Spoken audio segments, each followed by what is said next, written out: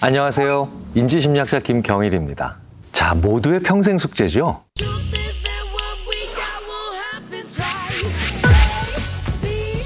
다이어트. 어머, 늘었네?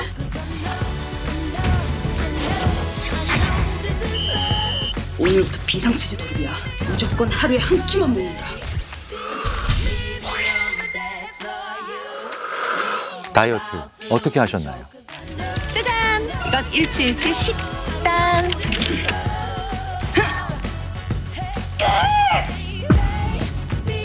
불굴의 의지로 불타오르는 결심으로. 자, 그런데요, 심리학자들이 가장 많이 하는 얘기 중에 하나가 당신의 의지력을 믿지 말라요.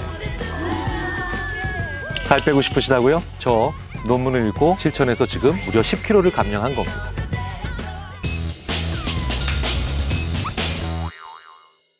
플로리다 대학의 로이 바우마이스터 교수, 제가 참 좋아하는 교수인데요. 의지력의 재발견이라는 책으로 유명합니다. 책의 가장 중요한 핵심은 뭐냐면, 당신이 어떤 일을 계속하고 싶다고? 그래서 의지를 불태우고 있다고? 당신의 의지력만큼 믿을 수 없는 게 별로 없을걸? 믿지 마, 의지력. 이렇게 얘기를 합니다. 그러면 의지를 가지고 무엇을 한다는 것 자체가 의미가 없는 걸까요? 그게 아니라 내 의지가 떨어질 때를 대비한 다른 무언가 조치들이 필요하다는 거예요. 의지는 언젠가는 떨어지게 돼 있고요. 하루에도 의지력이 약해지는 순간이 있거든요.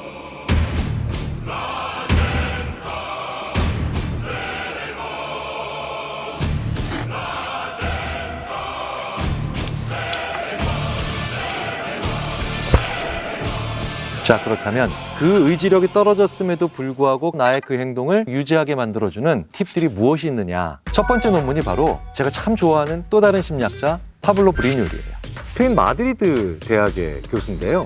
일단 잘생겼습니다. 아니, 참 스페인 사람들은 잘생겼어. 네. 논문 제목 참 재밌어요. Treating thoughts as material object. 생각을 물질처럼 취급해라. 그 다음에 이렇게 이어져요. Can increase or decrease their impact on evaluation. 생각을 물질처럼 만들면 무언가를 더 잘할 수도 있고 못할 수도 있어 라는 뜻이에요. 자, 그런데 생각을 물질처럼 만들어라? 무슨 뜻일까요? 실험을 한번 보도록 하겠습니다. 자, 실험은요, 간단합니다. 간단한데 참 절묘하고 재밌어요. 제가 그래서 파블로 브리뉴를 좋아하죠. 생각을 적게 하는 거예요. 어떤 생각이에요? 여기선 정말 다이어트에 도움이 되는 행위를 하는 겁니다. 이른바 지중해 식단. 아, 지중해 식단. 올리브유가. 아, 네. 지중해 식단을 먹으면요, 건강에 좋고 다이어트에도 도움이 된다고 합니다. 그러니까 지중해 식단에 대해서 생각을 적게 해요. 그런데 이 생각은요, 저처럼 싫어 라는 생각도 있고, 지중해 식단 정말 좋은 거지 라고 생각을 할 수도 있겠죠. 이렇게 생각을 쭉 나열해서 적고 난 다음에 집단이 3개로 나눠요. 야, 집단 이름도 너무 잘 지었어. 처분 집단, 통제 집단, 보호 집단. 처분 집단은 뭡니까? 그거 적은 책장에서 찢어서 버리는 거예요. 그러니까 생각을 물질처럼 취급했는데 그 물질이 폐기물이야, 폐기물. 통제 집단은 나중에 다시 볼 수도 있으니까 찢어서 귀퉁이를 살짝 접어서 끼워 놓는 거예요, 그냥. 보호 집단은 뭐예요? 진짜 보호하는 거야. 잘 접어. 고이 접어서, 그것도 다른 데도 아닌 어디예요? 지갑이죠. 지갑. 제일 중요한 거 넣는 게 지갑이죠? 벌써 결과 대충 눈치를 채셨을 거예요. 실제로 생각을 물질이 있는, 실체가 있는 것처럼 만들어 놓으면 그 생각을 유지하거나 혹은 그 결심을 계속 실천할 수 있는 확률이 올라가더라는 거예요. 지중해 식단을 얼마나 더 실천하느냐 아니면 거부하느냐, 태도가 나올 거 아니에요. 자기 생각의 가치가 어디에서 올라가느냐예요. 지중해 식단 너무 좋은 거지 라고 적었던 집단이 처분한 사람들은 지중해 식단에 대한 태도가 유지가 안 됩니다. 마찬가지예요. 지중해 식단에 대해서 이거 별로 안 좋은 거야 라고 생각했던 사람들도요, 자기 생각을 꾸겨가지고 버렸더니 그 안 좋았던 태도가 변할 수도 있더라는 겁니다. 자, 그렇다면 자기 생각을 계속 유지하고 심지어는 행동으로 옮길 수 있는 사람들이 어떤 사람이었겠느냐? 지갑에 고이 접어서 넣은 사람들이죠. 이 사람들은 이후의 태도가 계속 굳건히 유지되더라는 거죠. 태도가 유지된다는 건 무슨 뜻이겠어요? 그 태도로 인한 행동을 계속할 가능성이 높아진다는 얘기가 되겠죠. 파블로 브리뉴는 중요한 결심이나 목표가 담긴 그런 문서를 아주 딱딱하고 무거운 육중한 케이스에 담아서 당신의 클라이언트에게 전달하시오라고 컨설턴트들에게 가르쳐주고 있어요. 그리고 그걸 받는 사람들은 내가 중요한 메시지가 담긴 걸 받았구나 라고 생각을 하면서 더 실천할 가능성이 높아지고 있다는 거죠. 자, 그런데 왜 우리가 이런 행동을 각기 다른 문화에서 늘 공통적으로 할까요? 우리도 많이 하죠. 야, 손 벌려. 여기다 참을인자 3번만 써. 딱 손에 쥐면 마치 생각을 물질처럼 취급하는 거죠. 그래서 우리는 의지를 다질 때 주먹을 쥐는 겁니다.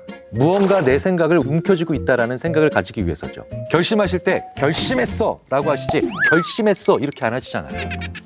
더 재밌는 것도 있어요. 예전 공부 방식이죠. 막 공부를 하다 사전을 딱 찢어. 그리고 막 씹어 삼켜. 이건 생각을 물질이 아니라 아예 식량처럼 취급하는 거죠. 자, 중요한 결심을 하셨다고요? 반드시 그걸 물질로 남겨놓으세요. 다이어트도 마찬가지입니다. 저 바로 파블로 브리뉴의 논문을 읽고 실천해서 지금 무려 10kg를 감량한 겁니다. 제가 그때 종이에다가 뭘 썼는지 아세요? 제가 정말 좋아하는 밤 12시에 먹으면 가장 맛있는 깨라면. 밤 12시 이후에는 깨라면을 먹지 않는다. 적었죠. 파블로 브리뉴이 제안하지 않았던 팁 하나 더 말씀드려 볼까요? 다이어트에 방해가 되는 요인도 쓰세요. 밤 12시 이후에는 맥주를 마신다. 구겨서 버렸어요. 버려야 되는 태도는 정말 적어서 구겨서 쓰레기통에 넣었고요. 사실은 전 구겨서 넣은 게 아니라 파세기에 갈아서 쓰레기통에 버렸습니다. 그리고 제가 깨라면을 먹지 않겠다라고 하는 그 결심은 곱게 적어서 지갑에 넣었죠. 정말 되더라고요. 상당히 도움이 되더라고요. 다이어트를 하기 위한 결심, 내가 실천할 것들을 정성스럽게 손으로 적으세요. 흑 하고 갈기지 마시고 또박또박 적으시고요. 고이 적어서 지갑에 넣으세요. 혹은 내가 자주 볼 수 있는 소중한 장소에 항상 놓으십시오. 그러면 그 중요한 것을 이렇게 가지고 있는 것만으로도 실행할 확률이 높아지겠죠. 우리 인간은 실제로 실체가 있는, 물질이 있는 것을 훨씬 더 중요하게 생각하는 생각의 메커니즘을 가지고 있다는 것을 꼭 명심해야 되겠습니다. 자, 다이어트 효과를 확 늘려주는 방법. 오늘의 두 번째 논문 제목을 한번 볼까요? The Inner Speech of Behavioral Regulation. 자, Behavioral Regulation 무슨 뜻일까요? Regulation, regulate하다. 이건 뭡니까? 계속해서 뭔가 주기적으로 잘할 수 있도록 통제하다. 그래서 셀프 레귤레이션은 컨트롤보다도 훨씬 더 주기성 있는 자기 통제성이에요. 나 가만히 앉아 있습니다. 화나는데도 이건 셀프 컨트롤이에요. 그런데 하루 3끼 먹을 때마다 먹고 난 다음에 양치질해. 이걸 잘하는 건 셀프 레귤레이션이에요. 셀프 컨트롤이 단순한 억제력이나 조절을 뜻한다면 셀프 레귤레이션은 상황에 맞게 정교한 자기 통제력을 의미하죠. 그런데 비헤이비어럴 레귤레이션의 이너 스피치, 혼자 하는 말이죠. 듣는 사람이 없는 말이 이너 스피치죠. 부제가 이렇게 돼 있죠. When you talk to yourself as a you, 당신이 당신 자신에게 상대방처럼 얘기하는 거죠. 그렇게 하면 어떻게 됩니까? 인텐션, 의도, 그리고 태스크 퍼포먼스, 과제 수행이 스트렝튼, 강화된다는 뜻이에요. 이 논문은 우리말로 하면 2인칭으로 당신 자신에게 얘기하면 더 잘 된다. 더 잘할 수 있는 것들이 생긴다는 겁니다. 그게 바로 이너 스피치의 효과죠. 다이어트도 예외가 아니란 뜻이에요. 자, 그런데 참 재밌는 건요.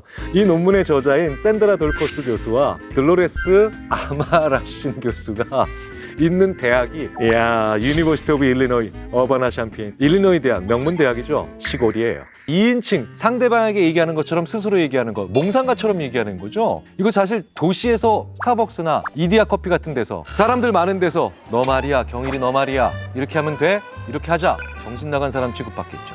이렇게 나 자신에게 2인칭으로 얘기하는 동네는 시골 동네여야 돼요. 한적한 동네에서나 이런 게 가능하겠죠. 한적한 대학에 있는 연구자가 연구를 했어요, 실제로. 자, 그러면 도대체 김경일인 제가 야 경일아 너 이렇게 해야 돼 2인칭으로 이렇게 얘기할 때 어떤 효과가 나는지 자세히 들여다보겠습니다. 자, 2주 동안 운동을 해야 됩니다. 제가 하루에 스쿼트 100개를 하자라고 생각을 했어요. 근데 일반적으로 우리가 이렇게 얘기할 겁니다.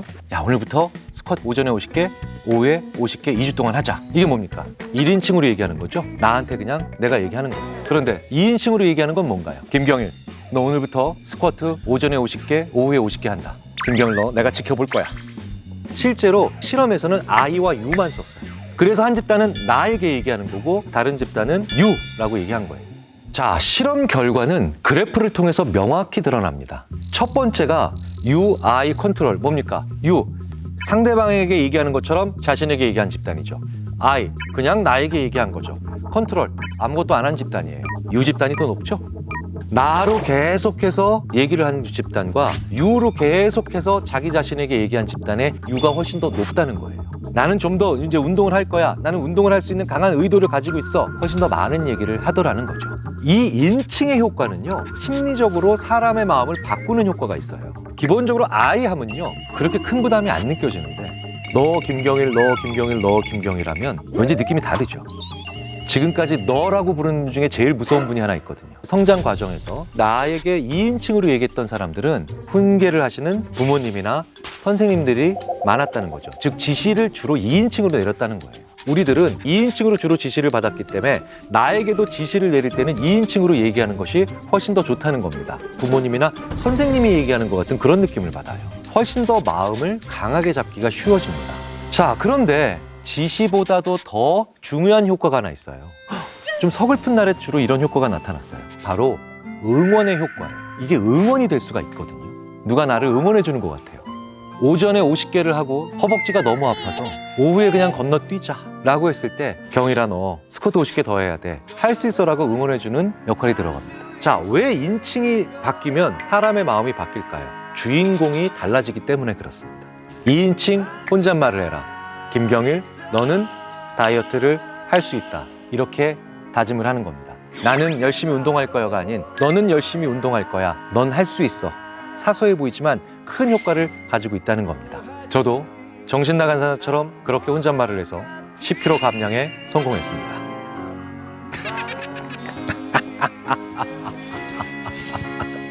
아, 진짜 이거 뭐 전 국민에, 나 이러고 다시 살찌면 어떡하냐 이거. 아, 나 미치겠네 이거.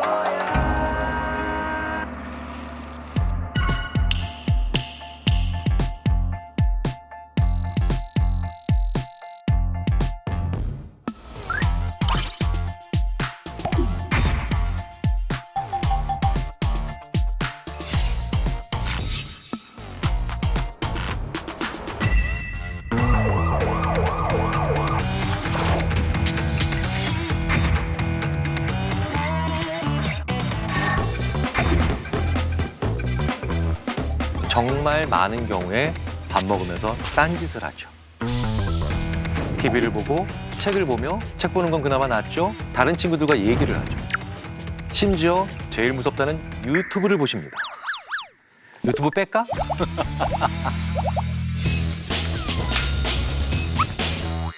오늘의 논문을 소개해 보겠습니다. 간단합니다. 어른들 말씀 틀린 게 없죠. 밥 먹을 때 제발 딴짓하지 말고 밥만 먹어라. 이 이야기입니다. Leaving a flat taste in your mouth. flat taste가 밋밋한 맛이죠? 당신의 입에 밋밋한 맛만 남겨둔다. 그 다음에 이렇게 이어져요. Task load reduces your taste perception. Task load, 업무의 과중함, 워크로드죠. 이건 taste perception, 맛에 대한 감각을 감소시키기 때문에 Leaving a flat taste가 된다는 거예요. 당신이 아무리 지금 맛있고 자극적이며 달고 짠 무언가를 먹고 있어도 태스크 로드가 강해지면, 즉 음식을 먹을 때 다른 일을 하고 있으면 입안에 플랫 테이스트만 남게 된다. 뭘 먹는지도 모르면서 계속 먹게 된다는 뜻입니다. 이미 논문 제목에서 거의 모든 것이 드러나죠. 실험을 한번 보도록 하겠습니다.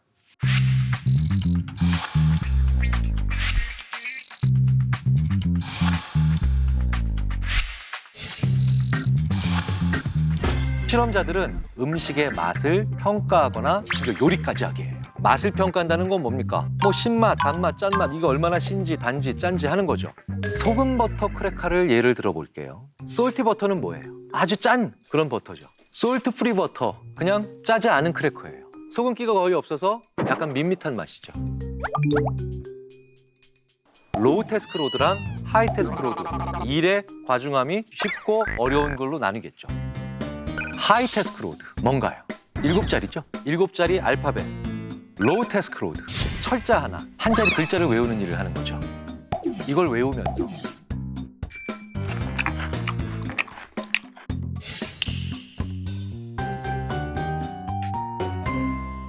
자, 실험 결과는 그래프를 통해서 명확히 드러납니다.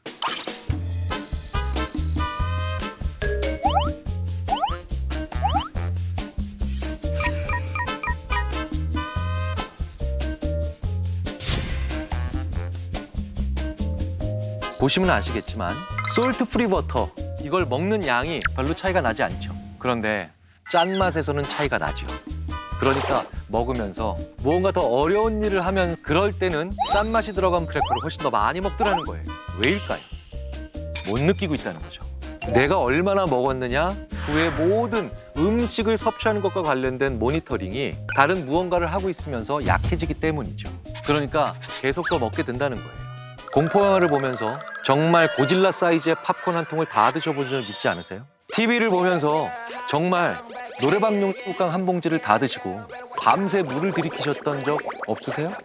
전 많습니다. 왜 우리는 무언가를 하면서 먹게 되면 계속해서 먹게 될까요? 바로 맛을 잘 못 느끼기 때문이에요.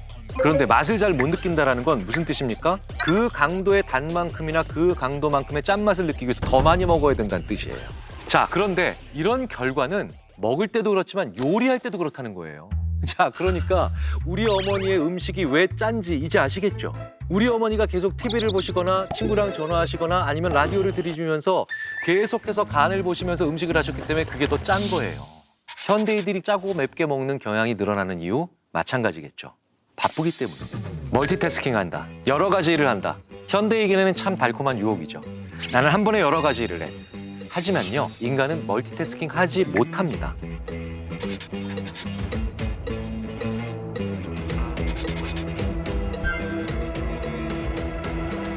더 중요한 건 한쪽에서 하는 일 때문에 다른 일에 대한 감각은 흐트러지고요. 민감도는 떨어지죠. 심지어는 그래서 불법 판매는 항상 고속버스에서 이루어지고 있는 거예요. 정신없이 무언가가 지나가고 소리가 시끄러우니까 사람들은 판단력을 잃어서 사지도 않은 물건을 사기도 한다는 거죠. 옥장판은 꼭 그래서 거기서 팔지 않나요? 그 옥장판이 바로 내 앞에 있는 음식이 된다는 뜻이에요. 실제로 이것과 관련된 비슷한 후속 연구들을 보면 바쁜 사람일수록, 일을 막 하는 사람일수록, 그리고 시간에 쫓기는 사람일수록 대상자가 누군지 아십니까? 폐장을 앞둔 주식 중개인들, 혹은 마감을 앞둔 기자들, 혹은 시험이 내일인 학생들. 이렇게 데드라인을 앞둔 사람들일수록 똑같은 크래커를 먹어도 평상시에 먹었던 것보다 더 많이 먹고요. 구내식당에서 늘 제공하는 포도주스를 갖다 줘도 마감이 임박한 사람일수록, 바쁜 사람일수록 왜 이렇게 맹숭맹숭해? 왜 이렇게 싱거워? 라고 하면서 더 당도를 높여달라고 요구를 했다라는 겁니다. 그러니까 바쁘다고 생색내는 우리일수록, 정신없는 우리일수록 좀 더 자극적인 것, 좀 더 단 것, 좀 더 신 것, 좀 더 짠 것들을 계속 요구하게 되어 있어요. 그리고 더 많은 양을 원한다는 겁니다. 다이어트도 마찬가지입니다. 다이어트의 가장 중요한 점은 덜 먹어야 되죠. 아니 뭐 다이어트를 위해서, 다이어트란 말 자체가 뭔가를 빼내는 거잖아요. 그래서 제일 믿을 수 없는 광고가 먹을 거 다 먹으면서 다이어트 하세요. 이거 말도 안 된다고 얘기하시잖아요. 맞습니다. 덜 먹어야 되죠. 그러면 덜 먹게 만드는 방법이 뭐냐는 거예요. 잘 쉬어야 다이어트 잘 하실 수 있어요.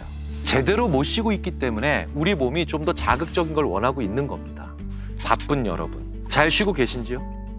정말 휴식을 취하고 계세요? 바쁜 분들일수록 계속해서 몸이 불어나가는 거. 다이어트에 불리한 상황이겠죠. 다이어트의 가장 중요한 건 적정한 휴식을 취하고 있는가를 살펴보는 겁니다. 제가 그리고 지난 몇 달 동안 다이어트에 성공할 수 있었던 이유 중에 하나도, 아직 성공까지는 아닙니다만 지난 10년 동안 가장 낮은 체중을 유지할 수 있었던 건 역설적이고도 코로나로 인해서 제가 좀 휴식을 취할 수 있기 때문 아니었나라는 생각이 들어요. 제가 집에서 밥을 먹으면서 국이 왜 이렇게 짜? 제가 이러고 있더라고요. 자, 그런데 흥미롭게도 좀 싱겁게 먹어야 되겠다라는 얘기를 하면서 제 아내를 놀랍게 만들었다. 그 전날 많은 잠을 잤어요. 충분히 자고 난 다음에 몸이 바쁨으로 인한 스트레스를 덜 받으니 같은 맛이라도 더 강하게 느낄 수 있는 민감도가 올라갔다는 뜻이죠. 더 강한 맛과 많은 양을 요구하고 계시다면 나는 불필요하게 바쁘고 있다는 얘기예요. I got a feeling that this could be a little more than feelings. If I'm being honest, honestly, you got me where you want it.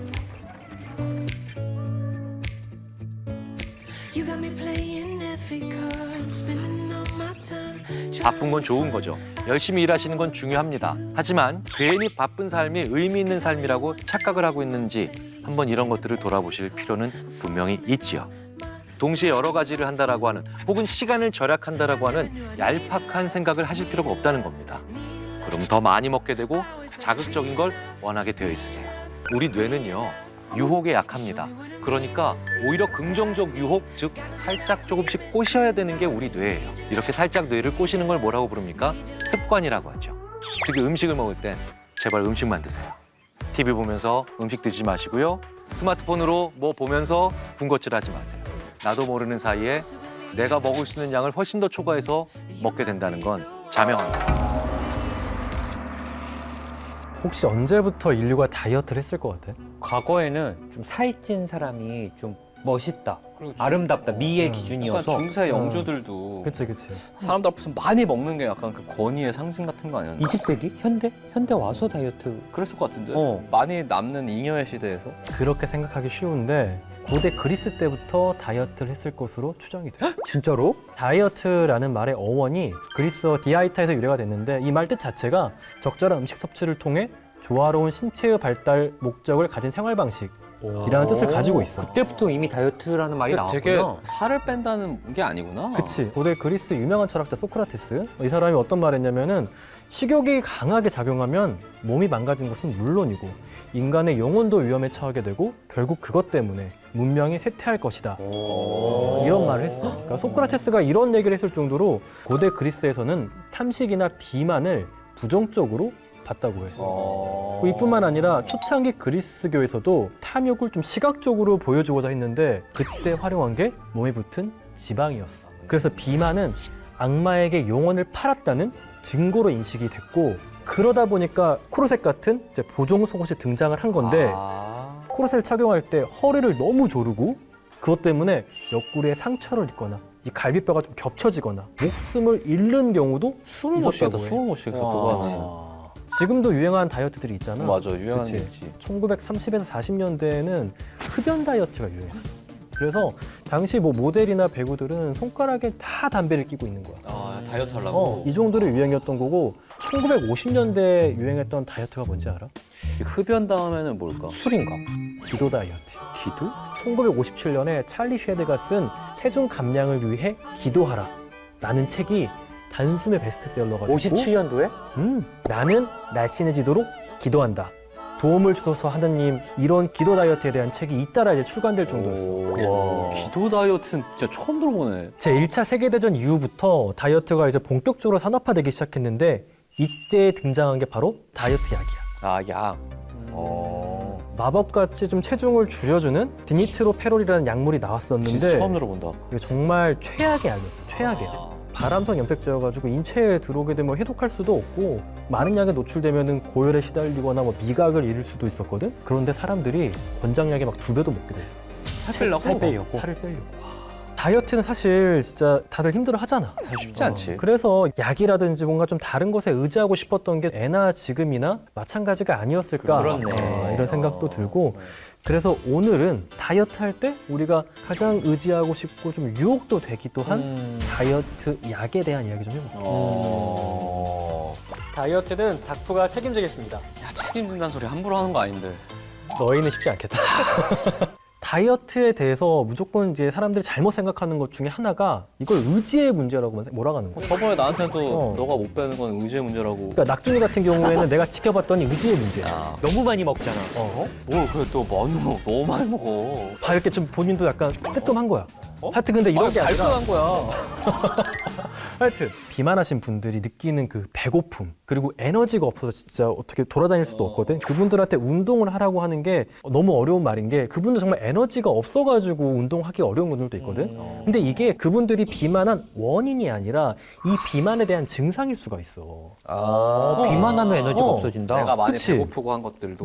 우리가 일정 체온을 유지하려고 엄청 우리 몸이 노력하잖아. 그치. 추움에 몸을 떨고 만약 더우면 옷을 벗고 땀을 땀이 나게 나고. 하잖아. 그래서 체온을 지키려고 줄이려고 하잖아. 마찬가지로 비만하신 분들은 우리 몸에 그 체중에 대한 세트 포인트가 올라가 있는 경우들이 있어. 이미 그러니까 몸에 여러 가지 호르몬들이나 대사가 그치. 그렇게 바뀌었구나.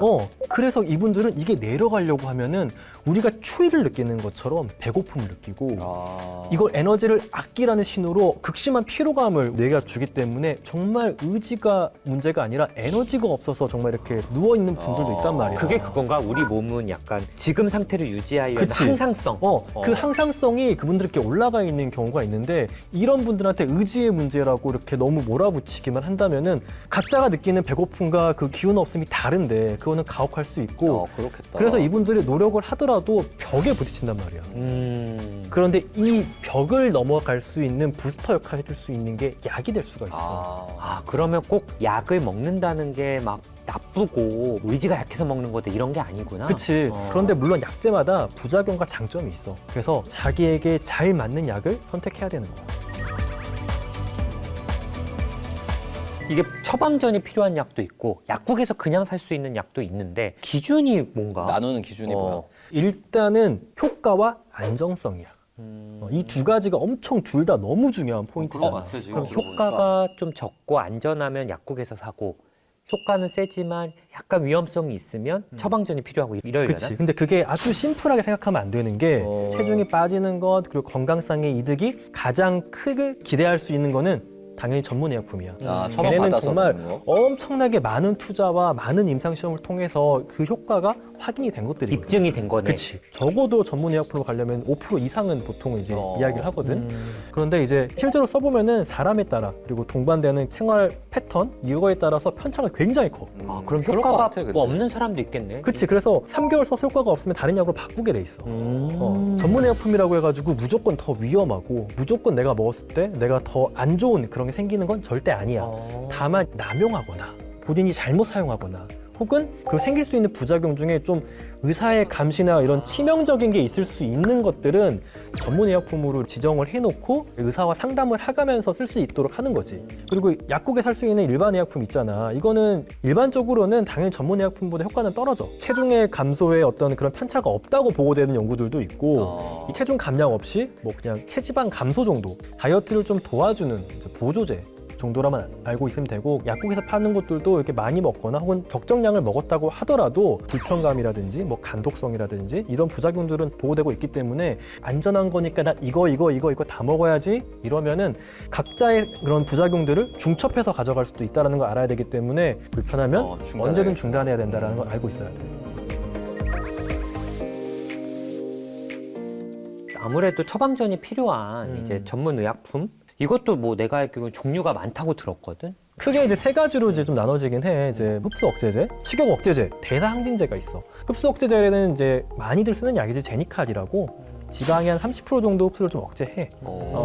그래서 기름기가 흡수가 안 되고 내려가잖아 대장 쪽으로. 그럼 배가 좀 부글거리고 복통이 있고 이거는 하면은 좀 지방변을 좀 볼 수가 있는데 처음에 보면은 좀 놀랄 수 있어. 좀 둥둥 뜨거든. 그리고 좀 냄새도 좀 다르고 그리고 변실금 같은 걸 하는 경우들이 있어. 설사를 하는 그치. 거지. 그래서 자기가 먹어보고 이 정도까지 가는지 안 가는지를 좀 자기가 조심할 필요가 있어. 하루 종일 집에 있을 수 있는 날. 좀 처음엔 테스트할 때는 그렇게 해보고 지방기가 있는 음식을 먹을 때만 이렇게 복용하시는 분들도 있고 그리고 또 두 번째로는 식욕 억제제 장기간 사용할 수 있는 것 좀 비교적 안전한 거겠지. 그리고 반드시 단기간 주로 이제 4주 이내로 단기간 사용해야 되는 게 있는데 가장 많이 쓰이고 효과도 가장 좋아. 그리고 대사항진제 에너지 소비를 늘려가지고 이제 몸무게가 좀 줄어드는 대사를 조금 촉진시켜줘가지고 좀 지방을 분해해주는 효과가 있어. 이 여러 가지 약 중에 그래도 우리나라에서 제일 많이 처방이 된 약은 뭐가 있지? 3위는 디에타민이고 2위는 큐시미아 1위는 먹는 게 아니라 이제 주사. 혼자 하루에 한 번씩 주사 놓는 싹센다. 그러면 디에타민은 무슨 약이야? 3위. 디에타민은 흔히 나비약이라고 알고 있는 약이야. 왜 나비약이야? 모양이 생겼어. 모양이 생겼는데 강력해. 진짜 강력해. 근데 반드시 단기간 써야 되는 약이야. 이거 위험한 약이구나. 이거는 마약성 약물인 암페타민이랑 굉장히 좀 유사한 특성을 가지고 있거든. 디에타민은 교감신경 흥분제야. 우리가 막 사자한테 쫓겨. 어떻게 돼? 숨 빨리 쉬고 막 땀 나고 입맛이 돌겠어 그때? 먹는 생각이 나겠어? 근데 그런 상황을 좀 만들어주는 약이야. 그런 교감신경이 흥분되는 원리로 식욕이 억제되고 그래서 살이 빠진다라고 생각합니다. 좀 위험할 것 같긴 한데 이거 음. 단점은 뭐야? 그러니까 교감신경이 항진될 때 생길 수 있는 모든 증상이 생길 수가 있어. 참 안 오지. 그리고 입 마르지. 그리고 두통 생기고 얼굴이 막 달아오르고 열 나는 것 같고 가끔씩은 환청이나 뭐 환각 이런 것들도 생길 수 있어. 그런 거 사실 본인이 처방 이상으로 약을 드시다가 그런 부작용이 있어서 정신과에 오시는 분들 내가 진료한 적이 있거든. 그래. 그리고 이게 중독성도 의존성도 맞아. 생기시더라고. 맞아. 이거를 먹으면 살이 빠진다라는 생각이 있어가지고 4주 이내로 사용해야 되는 약임에도 불구하고 다양한 곳에서 약제를 사가지고 장기간 복용을 하는 분들이 있어. 디에타민 좀 위험한데 그럼에도 그럼 추천하는 케이스가 있어? 근데 이게 굉장히 효과가 더 좋은 약이야. 효과가 좋구나. 그래서 내가 의지가 있고 열심히 했지만 그 벽에 부딪혔을 때 딱 식욕을 딱 떨어뜨려 주면서 그 벽을 딱 넘을 수 있게 해주거든. 이렇게 그러면서 단계간으로. 그 정체기를 넘어가기 위한 키로 쓰고 딱 끊으면은 그 정체기를 넘었음으로써 오는 그 희열감, 거기에서 오는 또 에너지가 있거든. 이런 분들한테 쓰면은 비용 대비 효과가 굉장히 좋은 약이지. 2등이 아까 큐시미아였는데 이거는 어떤 약이야? 이거는 두 가지 성분이 섞여 있는 약이야. 이게 펜털민, 거기에 이제 편두통 예방약, 토피라메이트라는 성분이 들어가 있어. 펜털민이 원래는 이제 식욕을 억제해준 효과가 있고, 토피라메이트도 식욕 억제를 해주면서도 대사를 조금 촉진시켜줘가지고 좀 지방을 분해해준 효과가 있어. 두 개의 성분이 같이 있으니까 두 가지 성분의 부작용이 같이 나타날 수가 있는데 장점도 같이 있는 만큼 단점도 같이 나타나요. 그치. 그래서 뭐 미각 이상, 뭐 안면 감각 이상, 손발 저림, 목내장이 있는 분들한테 또 금기. 안압을 올릴 수가 있나 그치, 보네. 그치. 특히 임신에서는 정말 금기가 돼. 아. 이게 태아 기형, 이제 9개월 이제 발생했다는 보고들이 있어가지고 특히 임신을 준비한 여성들은 복용을 좀 안 하는 게 좋지. 주사는 불편할 것 같은데 1등이네? 그치. 주사제고 이게 삭센다의 어떤 장점이 안정성이거든. 왜 이거 안전하지? 이거는? 왜냐면은 삭센다는 특이하게 처음 시작이 당뇨병 약제였어. 당뇨병 약제로 만들어진 기본적으로 약이 오래 쓰려고 만든 약이구나. 그치. 보니까 부작용으로 자꾸 체중이 빠지네? 그래서 아예 세팅을 바꿔서 이렇게 비만 약이 된 건데 당뇨병 환자분들은 약을 한 번 맞기 시작하면 평생 맞게 될 가능성이 높아. 그렇지. 이분들은 진짜 몸이 약해. 그래서 당뇨병 약제의 첫 번째 이슈는 일단 이 사람들이 안전해야 되는 거야. 오래 먹어야 돼. 그치. 그래서 실제로 당뇨병 약제는 엄청나게 많은 대규모 연구들을 하고 거기에서 만약에 사망 위험을 높이는 게 확인 바로 퇴출이야. 수조 원이 들었던 약 바로 사라져.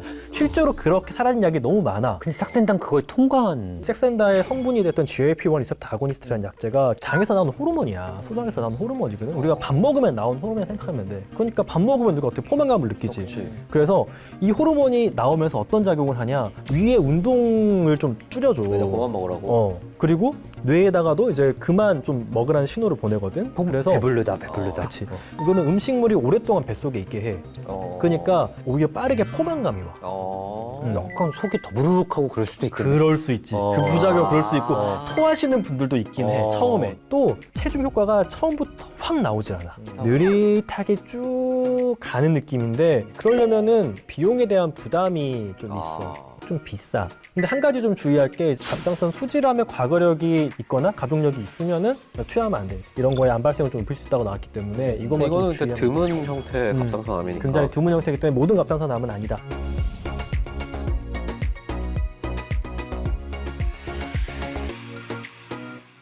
다이어트 약은 기본적으로 식이 조절 그리고 운동을 하면서 복용을 해야 돼. 이 다이어트 약과 생활 습관을 통해서 이 세트 포인트 자체를 이제 체중을 좀 낮출 수가 있는 거야. 근데 그거를 안 하면서 내가 다이어트 약을 먹는다. 그러면은 당연히 다이어트 약을 이렇게 중단했을 때 요요가 올 수밖에 없어. 근데 술을 먹으면 다이어트 약 효과가 떨어진다는 말도 있던데 맞아? 그치. 우리가 술 마시면 마지막에 어떻게 돼? 아이스크림 먹고 있거나 집에 가서 라면 끓여 먹잖아. 진승이는 햄버거를 먹을 거야. 맞아. 자꾸 뭘 먹게 돼. 술을 마시면 이상하게. 안주도 먹고 다 저녁도 먹고 했는데. 술 먹으면 두 가지가 있는데 첫 번째 배부른 걸 잘 못 느끼게 되고 그리고 식욕을 억제하려고 하는 뇌의 작용이 좀 풀려. 근데 다이어트 약제의 주된 기전들이 식욕을 억제하는 효과거든. 이게 풀리는 거야. 그러면 소용이 소름이지. 없어지네. 다이어트 약을 먹은 게. 반드시 먹어야 되는 자리가 있다면은 자기 먹을 안주 같은 거는 자기 앞접시를 꼭 사용하라 그래. 단백질 위주나 야채 이런 걸 해가지고 자기 앞접시에만 놓고 나 이거만 먹어야지. 그리고 주변 친구들한테도 나 이거 먹은 다음에 햄버거 먹으려고 말려라. 이런 친구한테까지. 식으로 부탁 같은 걸 하는 것도 도움이 돼. 주변에 어떤 도움을 바라는 건 너무 좋아.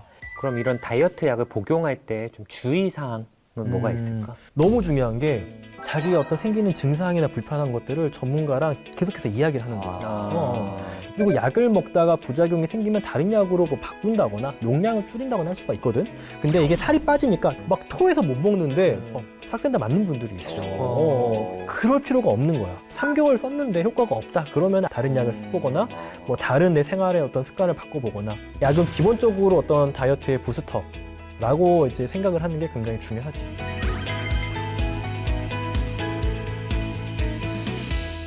우리가 비만인 것에 대해서 우리가 그걸 단순히 의지의 문제를 몰고 가면 안 돼. 우리가 다른 병 가진 사람들을 보면서 나태해서 당신이 그런 병이 생긴 거야 라고 이렇게 막 색안경 쓰지 않잖아. 그치. 참을 수 없는 배고픔, 참을 수 없는 무기력은 비만의 원인이 아니라 결과일 수도 있다는 거야. 많은 그 비만인 분들이 그렇지 않음에도 불구하고 사람들의 편견 때문에 사회적으로 위축이 되는 분들이 너무 많거든. 나는 그게 너무 좀 안타까워 항상. 오늘은 이렇게 비만에 대한 이야기를 해봤고요. 비만이신 분들이 더 건강해질 수 있도록 저희도 항상 응원을 할 테니까 기운 내시고 지금까지 우리는 닥터 프렌즈였습니다. 홍석천 씨 알지? 알지. 방송인 홍석천 씨가 벌써 신이 넘으셨어. 근데 올 초에 바디 프로필을 찍으셨거든? 봐봐라. 엄청 야. 화제가 됐었어 사실.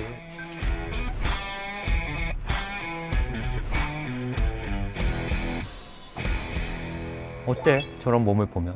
저런 거 보면은 한번 나도 해볼까라고 하다가 유지해야 되는 식단을 보면은 역시 기자 그대로 사는 게 낫겠다. 좀 MZ세대들? 뭐 젊은 분들도 바프 찍는다, 바프. 워낙 이런. 유행이지. 그치. 바디 프로필 문화가 왜 유행하게 된 거라고 생각해? 그러고 보니까 어느새 유행을 하고 있던데. 보면 너무 좋잖아. 그 바프를 찍으신 분들의 몸이 나도 저런 좀 몸을 갖고 싶다라는 어떤 그런 선망? 선망. 그런 한 게 번쯤은 있잖아. 뭐 저런 몸을 갖고 싶다. SNS를 통해서 이렇게 막 쫙 퍼지니까 나도 내 거 한번 올려볼까? 이런 생각이 들었을 것 같기도 하고. 그러니까 뭐 연예인들이나 셀럽들이 이제 바디 프로필을 많이 찍으면서 이제 주목도 많이 받고 이제 코로나19가 좀 길어지면서 좀 건강에 대한 관심도 많이 높은데 자기 관리, 뭐 자기 개발 이러면서 뭐 필라테스, 운동 이런 걸 좀 하시는 분들이 좀 늘어나면서 기왕 운동하는 거 SNS 통해서 좀 내 일상도 공유하고 그리고 멋진 몸도 좀 공유하고 싶다. 공유. 그리고 뭐 MZ 세대들이 좀 3포 세대라고 좀 많이 하잖아. 통제할 수 없는 뭐 집값이라던가 여러 가지 상황. 근데 내 몸은 내가 좀 컨트롤할 수 있고 통제가 가능하잖아. 그래서 좀 뭔가 컨트롤할 수 있는 그런 부분에 좀 집중을 하는 부분도 있는 것 같아. 그 건강한 부분이라고 나는 생각을 해. 근데 바디 프로필 그렇게 하려고 준비하시는 것만 봐도 진짜 이게 만만치 않을 것 같은데. 일단은 운동하는데 2, 3개월 트레이너분한테 좀 고강도 운동도 좀 받아야 되고 뭐 식이요법 그냥 평상시에 먹는 걸로 하기가 어렵잖아. 많이 빼야지. 뭐 닭가슴살, 단백질 쉐이크 이런 것도 좀 해야 되고 그리고 또 스튜디오 촬영 비용이 꽤 들어. 아무 데서나 찍을 수 없겠구나. 카메라를 이렇게 하는 게 아니구나. 그게. 바디 프로필을 옷 입고 찍는 건 아니니까 벗어야지. 좀 왁싱 같은 것도 좀 필요하고 그리고 보니까 좀 삼각 이렇게 남자들도 이것도 새로 사야 되는구나. 집에서 입던 그 사각 입고 나오면 좀 그렇지. 좀 그렇지. 운동 막 완벽하게 하고 트렁크 입고 나오면 조금. 바디 프로필을 제대로 좀 찍으려면 내가 뭐 셀프로 찍는 게 아니라면 진짜 수백만 원까지. 와, 수백만 원 든다고? 2, 3개월 PT비만 얼마야. 와, 진짜 많이 든다. 그래서 우리도 나름 뭐 MZ세대 끝에 있잖아 사실은. 사실 같이 묶이면 좀 민망하지. 형은 사실 뭐 더 그렇잖아. 만나면 형은 X세대 아닌가? X사대 무슨 소리야. 이 형은 막 옛날에 머리 하나 이렇게 기르고. 내 친구들 다 MZ세대야. MZ세대 이제 바프 문화 어때? 나는 사실 나빠 보이진 않아. 한번 그렇게 하면은 더 관심이 생겨서 더 유지하고 싶은 마음이 있을 것 같거든. 있지. 그러면은 건강에 긍정적인 효과가 있지 않을까? 나는 이런 생각도 들긴 하는데. 창윤이 형은 좀 나는 그 바프를 하려고 하는 그 의도, 어떤 자기 통제감, 자기 조절감 그런 거는 굉장히 좋은 것 같은데 사실 그 과정을 나는 좀 이제 보거나 들은 경우들이 많으니까 보면은 수분 제한하고 굉장히 불균형적인 영양소를 먹고 당을 굉장히 좀 제한하는 경우가 많아가지고 진짜 기분 자체가 안 좋아져. 더 건강하게 했으면 좋겠다는 생각을 난 많이 해. 그러니까 이게 약간 유행이라고 해서 좀 너무 가볍게 받아들일 건 또 아닐 수 아니다. 있겠구나. 근데 이거는 이제 내과 의사 그리고 약간 나는 일반인 측면에서 얘기를 했는데 정신건강의학과 측면에서 보면은 어때? 나는 좀 긍정적인 면이 있을 것 같긴 한데. 당연히 장점이 많은 것 같아요. 왜냐하면 우리가 어떤 뚜렷한 목표가 있지 않으면 사실 그거를 실천하기 되게 어렵거든. 맞아. 진짜 어려워 진짜. 나 영어 공부해야지. 뭐 사실 이런다고 영어 공부 우리가 잘 안 되잖아. 운동해야지 하는 게 아니고 운동하는 김에 바디 프로필도 좀 찍어보고 하면 좀 동기부여도 되고 진짜 맛있는 음식도 많지만 어쨌든 내가 그런 것들을 좀 이겨내고 딱 성취한 어떤 모습을 딱 보면은 사실 성취감도 좀 느낄 것 같고 이거를 좀 계속 유지하고 싶다라는 생각도 있을 것 같아서 그런 면에서는 굉장히 좀 장점이 될 수 있다고 생각이 들어. 바프 찍으면은 요요가 오는 이유는 뭐야? 사실 요요가 올 수밖에 없다고 생각을 해. 올 수밖에 없어? 우리가 바프를 찍는 과정이 이게 너무 가혹한 목표를 좀 설정하는 경우들이 많아. 너무 가혹하게. 그래서 정말 당을 철저하게 좀 제하고 수분까지 제한하고 게다가 단기간에 하잖아. 당연히 우리 몸은 이걸 기아 상태로 인식을 해. 아, 내가 굶주렸다고 인지를 하는구나. 그러면은 우리 몸은 기본적으로 세팅이 있는 에너지를 최대한 아껴 쓰게 돼. 에너지 효율을 굉장히 올려. 그리고 있으면 뭐든지 먹어야 되잖아. 식욕을 점점 올려, 우리 몸이 더 많이 먹도록. 그러면은 칼로리 소비는 점점 줄어드는데 음식에 대한 갈망은 더 늘어나는구나. 그리고 음식을 먹었을 때 보상도 훨씬 많이 줘. 훨씬 기분이 좋아지는 너 거야. 잘했다. 또 먹어야 된다. 한 번 더 먹자. 막 이런 거구나. 그래서 보통 한 다음에 치킨 같은 거 많이 뜯으러 간대. 맞아. 그거 먹으면 너무 행복하대. 우리 몸은 근데 지금 이제 훨씬 저장하는 프로세스로 들어갔어. 그러면 이제 살이 찌는 거야. 쭉 찌는 거야. 좀 과도하게 하면 진짜 그게 문제가 그래, 되는구나. 그러네. 문제가 돼. 그러니까 건강한 바프 문화를 해야겠다. 2달 뒤에 찍고 나 뭐 마음껏 먹을 거야. 보통 이런 게 많아. 사실 우리가 운동을 하고 좋은 몸을 가져가기 위함이 뭐야? 건강하게 살려고. 삶을 활력 있게 살고 내가 하는 일 잘하고 이게 사실 우리 건강의 목표잖아. 일상생활에 좀 활력을 위해서 즐거움을 위해서 운동을 한 건데 그게 오히려 더 큰 스트레스가 될 수 있겠네. 자기가 그 바프가 자기의 목표가 돼버린 거야. 사진 한 장을. 사진 한 장을 이미지가 목표가 돼가지고 이걸 쫓아가는 거야. 그러니까 나는 이런 의미에서 우리가 잘못된 목표를 설정하는 게 아닌가라고 생각을 하는 거야. 그러니까 운동을 한 김에 바프를 찍는다는 느낌을 가져야 그치, 되는데 그게 좋지. 뭐 형이 말한 것처럼 좀 바프만이 목적이 되면 지나친 일상생활의 모든 걸 좀 포기하고 그치. 제한이 되고 좀 그럴 수 있겠다 사실은. 다이어트는 닥터 프렌즈와 함께. 성공했던 사람이 요요가 와서 그것 때문에 또 엄격하게 다이어트하고 이런 약간 반복이 정신 건강에 악영향을 미칠 수도 있을까? 이제 목표를 달성하지 못하면 또 약간 우울하고 실망하고 그런 것 때문에 또 스트레스성 폭식을 하게 되고 또 본인의 어떤 폭식 행동으로 또 자책을 하고 그러면서 또 목표 달성에 실패, 실망, 또 그것 때문에 우울감이 생기고 우리가 가정에서의 즐거움이나 성취감을 느껴야 되는데 오로지 목표에 대한 성취감, 만족감만 생각하다 보니까 이게 좀 계속 반복이 되는 거야.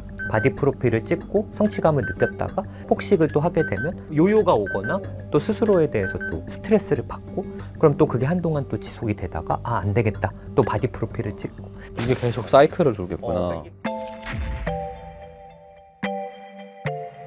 우리가 흔히 거식증, 폭식증이라고 많이 얘기하는 그런 섭식장애에도 발생할 위험이 생길 수 있어. 아, 너무 이거에 대해서 집착을 하게 되면은 모델, 발레리나 그리고 운동선수와 같이 체중 관리가 좀 엄격한 직업군에서 실제로 이런 섭식장애가 일어나는 경우가 굉장히 많거든. 옛날 같았으면은 그런 특정 직업군에서만 발생할 수 있는 질환이 이제는 이 바디 프로필이 많이 일상화되면서 누구나 또 이런 섭식장애에 걸릴 좀 위험성에 노출이 좀 될 수 있는 거지 사실은. 생각해보니까 그럴 수 있겠다. 그 요즘 다이어트 강박이라는 말을 많이 쓰잖아. 근데 이 다이어트 강박이라는 게 정확히 뭐야? 다이어트 강박증은 정식 진단명은 아니고 이제 뭐 체중이나 체형에 좀 과도하게 집착하는 경우를 말하고 이런 분들은 사실 건강하지 않은 식사 습관을 갖기가 되게 쉽거든. 또 섭식 장애로 이어지기가 굉장히 쉬워. 나는 말라야 돼라는 강박이 있어가지고 병원 오시는 사람도 있거든. 진짜 막 깡마른 여자가 들어와 진료실에. 그럼 딱 느낌이 와. 이분은 섭식장애가 있구나. 있겠다. 그런 분들 들어와서 피검사하잖아. 깜짝 놀란다. 콩팥 수치가 올라가 있는 경우도 있고 심한 경우에는 뭐 탈모 당연히 있고 무혈경 너무 오래됐고 사실 우리가 기아 상태가 되면은 당장에 내 생존과 관련이 없는 것부터 우리 몸에 에너지를 안 주거든. 오히려 생식은 불리해 사실. 당연히 그렇잖아. 내가 지금 기아 상태인데 아이를 낳으면 어떻게 돼? 다 죽는 거야. 그래서 기본적으로 그런 성과 관련된 호르몬들이 낮아지거든. 아. 당연히 무호경 오고 성에 대한 관심이 하나도 없어지고 그때 되면은 이 다이어트 하는 게 다른 사람들에게 잘 보이기 위함도 아니야. 그냥 자기가 자신 스스로에게 점점 가혹해져가지고 자기가 통통하다 생각을 해. 보통 그런 분들은 가족분들이 데리고 와. 창윤이 형이 얘기한 게 이제 내 섭식상의 질환 중에 여러 하나인데 가지가 있구나. 여러 가지가 있어. 근데 대표적인 게 이제 우리가 흔히 거식증이라고 생각하는 신경성 식욕 부진증. 이 분들은 본인이 말라야 된다는 생각을 하고 체중이 찌는 것을 극도로 두려워해. 음식을 막 거부하고 억지로 토하고 뭐 손목이나 허벅지 이런 게 어린아이 굵기인데도 성인인데 뭐 35kg 막 이러시는데 스스로 본인은 과체중이라고 생각하는 거야? 그렇지. 그리고 모든 관심사가 체중이야. 오로지 내 인생의 행복과 불행은 살이 찌는 거 그리고 살이 빠지는 거랑 관련이 있어. 그 다음으로 이제 신경성 폭식증이야. 신경성 식욕 부진증 환자분들은 좀 굉장히 낮은 체중이라면 신경성 폭식증은 정상 체중 혹은 조금 과체중인 분들이 많고 이분들은 막 스스로 멈출 수 없다? 참을 수 없다 할 정도로 자기가 조절이 안 될 정도로 폭식을 해. 근데 약간 스스로 부끄럽다고 생각해서 몰래 먹고 남들 앞에서 좀 안 먹고 근데 이제 폭식하고 죄책감을 느껴. 그래서 구토해. 그 다음이 이제 좀 많이들 좀 겪어봤을 수도 있는데 이제 폭식장애. 둘이 비슷한 거 아닌가? 신경성 폭식증이 나왔는데 폭식장애 또 뭐냐. 폭식장애 환자분들은 조금 과체중인 경우가 뭔가 부정적인 감정을 느낄 때 나도 모르게 음식을 스트레스 받으면 스위치 켜진 것처럼. 그래서 스스로 조절 능력이 좀 떨어지는 경우 이렇게 좀 폭식을 하게 되는데 과체중인 이유는 아까 신경성 폭식증과 달리 음식을 제거하는 노력을 하는 그냥 스트레스 받으면 먹는 거야. 폭식. 막 그런 거 있잖아. 막 스트레스 받았을 때 양품 비빔밥에 비벼가지고 딱 먹는 그런 이미지 있잖아. 구독은 누르셨죠? 근데 섭식장애는 정신과적으로 응급질환으로 분류하던데 그 이유가 뭐야? 어떤 정신과 질환이 있는 분들이 어떤 자살 사고라던가 그게 행동으로 이어져서 좀 생명을 잃는 경우가 많잖아, 정신과는. 그렇지. 근데 이 신경성 식욕부진증, 섭식장애 이거는 그냥 병 자체가 문제야. 꼭 자살로 이어지지 않더라도. 왜 그렇지? 사실 대부분의 정신과 환자분들은 신체적인 문제가 없는 경우가 대부분이거든. 근데 이 신경성 식욕부진증은 백혈구도 떨어져 있고 혈소판도 떨어져 있고 이런 혈액학적 부분이 굉장히 많고 심전도, 심장 문제도 발생하고 이렇기 때문에 우리가 치료할 때 굉장히 내과랑 긴밀하게 협진을 해서 봐야 그래야겠네. 되는 거예요. 우리가 너무 안 먹어버리면 아까 몸의 균형 깨진다 그랬잖아. 탈수가 심하면 콩팥 기능이 안 좋아져. 콩팥 기능이 안 좋아지면 우리 몸의 전해질, 칼륨 같은 수치가 올라갈 수가 있거든. 근데 그 상태에서 뭐 정신과 약을 먹는다든지 어떤 칼륨이 많은 음식 먹으면 부정맥이 생기죠. 그러네. 면역력이 떨어진 상태에서 뭐 폐렴 같은 게 생길 수도 있고 너무 나약한 상태가 근데 돼요. 사실 안 먹었으니까 약할 수밖에 없지. 그래서 정말 이 혈관 잡아놓고 덕맥으로 영양제를 놓으면서 일단 체중을 불리게 하는 경우도 많아. 맞아. 안 먹으니까. 맞아. 특히 신경성 식욕부진증, 거식증 보통 가족들이 데려오는 경우가 많다 그랬잖아. 그 이유는 본인은 그렇다고 생각을 안 하기 때문이야. 본인이 일단 과체중이라고 생각하니까. 그래서 스스로 병으로 인정하지 않는 사람들이 많아서 꾸준히 치료를 받지 않고 이제 섭식장애를 치료하면 자기는 좀 살이 찔까 봐 그런 두려움 때문에 치료를 좀 망설이는 경우가 있고 사실은 우리가 어떤 병이든 막 두 가지가 같이 겹치면 치료하는 게 그만큼 어렵잖아. 그렇기 때문에 다른 질환들이 같이 병발하기 때문에 치료하기가 좀 어렵기도 해. 내가 만약에 다이어트 강박이나 섭식장애가 있는 것 같다라는 생각이 들면 어떻게 해야 돼? 내 식단이라던가 내 이런 것들 좀 들여다봐야 되거든. 내가 어떻게 먹는지 알아야 되는구나, 기본적으로. 우리는 보통 이제 식사 얘기를 많이 권해. 그러면 오늘 뭐 먹었는지 쓰면 돼 이렇게 생각할 수 있는데 그거보단 약간 육하원칙?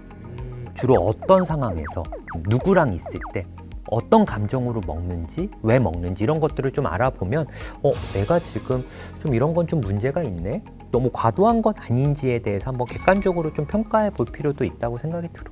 워낙에 지금 바디 프로필뿐만이 아니라 우리가 좀 건강하게 다이어트를 할 때 좀 우리가 할 수 있는 이런 마인드 컨트롤 같은 방법이 좀 있나? 그러니까. 극단적인 어떤 체중 감량이나 신체 이미지상이 안 좋은 분들은 SNS에 특히 영향을 많이 받을 수 있어.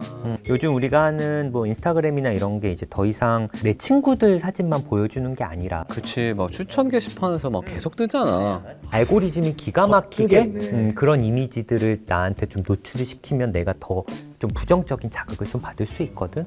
그래서 좀 이런 것들을 조금 멀리 하는 게 좀 중요할 것 같고. 그래서 어쨌든 바디 프로필이 뭐 한때 또 유행이었다가 그것도 너무 비난하는 콘텐츠들도 사실 많은데 그거 자체가 저는 나쁘다고 생각은 안 하거든. 뭐 MZ세대한테 그런 바디 프로필이 성취감도 도움이 되고 또 내가 이렇게 해냈다라는 것 때문에 자존감이 많이 높아지는 경우도 있어. 그래서 바디 프로필을 찍는 건 너무 좋은데 좀 어떤 이미지에 너무 집중하지 말고 바디 프로필을 너무 일회성으로 생각하기보다는 과정에서의 어떤 성취, 즐거움들이 충분히 좀 결국은 나를 더 잘 가꾸고 관리하고 사랑하기 위해서 하는 과정이잖아. 그게 되게 중요한 거 같아. 그럴 것 같아. 그리고 스스로 몸을 좀 사랑하는 기록하는 그런 마음을 좀 가졌으면 좋겠다는 생각이 들어. 좋은 말이네. 좋네, 역시. 좋은 말이네. 오늘 내용 재밌으셨나요?